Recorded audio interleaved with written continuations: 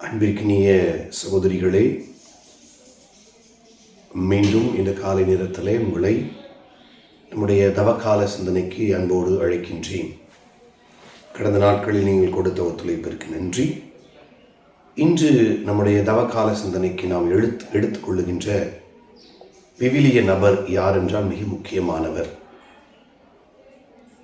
Deborah. விவிலியத்தில் 2 தெபோராக்கள் இருக்கிறார்கள். ஒன்று தொடக்க நூல் 24:59 மற்றும் 35:8 வருகின்ற ரெபேக்காவின் பணிப்பெண் தாதி பெயரும் தெபோரா.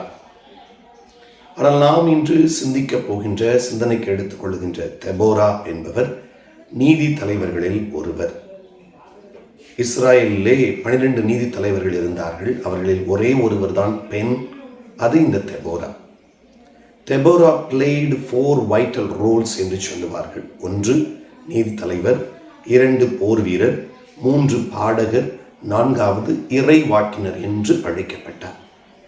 தெபோராவினுடைய சிறப்புகள் என்ன என்று பார்த்தால் அவருடைய பெயரே மிகச்சிறந்த ஒரு அர்த்தத்தை தருகிறது. தெபோரா என்றால் எபிரேயத்தில் அபி, எத்தேனி, ஒரு தேனியை குறிக்கிறது.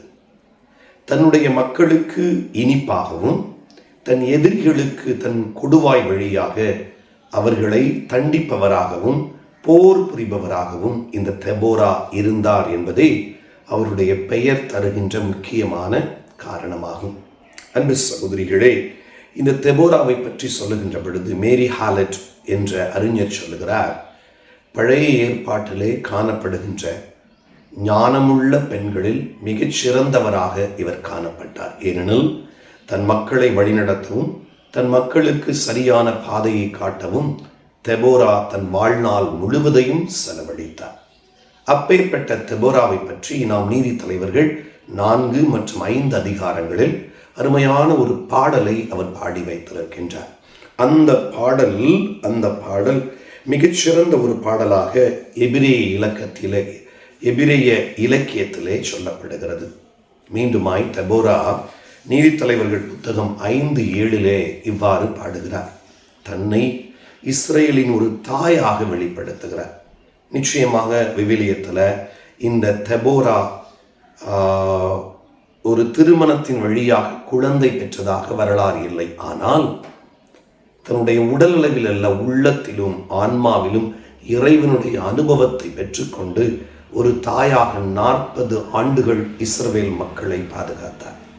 அன்பு சகோதரிகளே, இந்த நாள் தெபோராவை போல நம்மை வாழ அழைக்கிறது. இந்த நாளிலே ஆண்டவர் நம் ஒவ்வொருவரையும் தெபோராவாக மாற்ற அழைப்பு விடுக்கின்றார். தெபோரா உடலளவில் இல்லாவிட்டாலும் உள்ளத்து அளவில் அந்த மக்களுக்கு தாயாக இருந்தார். நீங்களும் உள்ளத்தில் உங்கள் பள்ளிகளிலும் நீங்கள் பணியாற்றுகின்ற இடங்களிலும் ஒரு தாயாக இருக்கிறீர்கள். அதனால்தான் கொஞ்ச காலத்திற்கு பின்பு மதர் என்று அழைக்கப்படுகிறீர்கள். இந்த நேரத்தில் நீங்கள் ஒரு நல்ல தாயாக உள்ளத்தில் கிறிஸ்துவை சுமந்து தெபோராவை போல இறைவாக்கினரும் நீதி தலைவர்களாகவும் வாழ்வதற்கு இந்த நாள் அமையட்டும். God bless you. Take care. இந்த நாளிலே தெபோராவை போல நம்முடைய நாவிலே ஆண்டவருக்கு நன்றி சொல்லும் வார்த்தைகளை பயன்படுத்தி இந்த நாளை செலவழிப்போம். God bless you. Take care. அன்பும் அருளும் நிறைந்த மூவொரு கடவுளே, இஸ்ராயேல் மக்களுக்கு இறைவாக்கினராகவும் நீதி தலைவியாகவும் வழிகாட்டியாகவும் நீர் தெபோராவை மிக சிறந்த கருவியாக மாற்றியதற்காக நன்றி கூறுகிறோம். போரின் அழுகுரலாலும் பயம் சூழும் நேரங்களிலும் அறியாமை, அதிகாரம், தீயவர்களின் சூழ்ச்சிகள் போன்ற நெருக்கடிகளுக்கு நாங்கள் ஆளாகும்போது உமது வார்த்தையை நம்பி நீதியின் பாதையில் துணிந்து பயணிக்க எங்களுக்கு வலிமையை தாரும். தெபோராவை போல் நீதிக்காக குரல் கொடுக்கவும் துணிந்து பயணிக்கவும் எங்களுக்கு உமது வலிமையை தாரும். எங்கள் குடும்பங்களில், சபையில், சமூகத்தில் அமைதியும் நீதியும் நிலவிட உம்மை மன்றாடுகிறோம். ஆமேன்.